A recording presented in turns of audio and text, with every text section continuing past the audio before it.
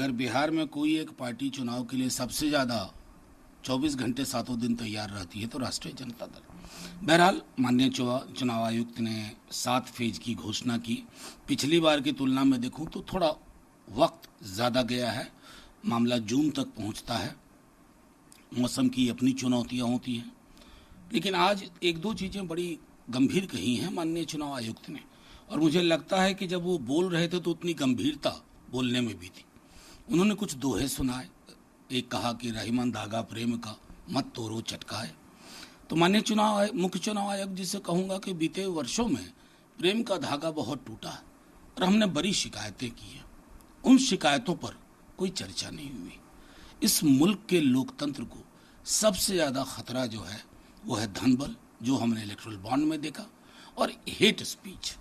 उस पर मुख्य चुनाव आयुक्त जी को कोई फर्क नहीं करना चाहिए, एक आम कार्यकर्ता हो या देश के प्रधानमंत्री हो, विपक्ष का बड़ा नेता हो या देश के गृह मंत्री हो। ये फर्क जिस दिन मुख्य चुनाव आयुक्त और चुनाव आयोग बंद कर देगा, लोकतंत्र और खूबसूरत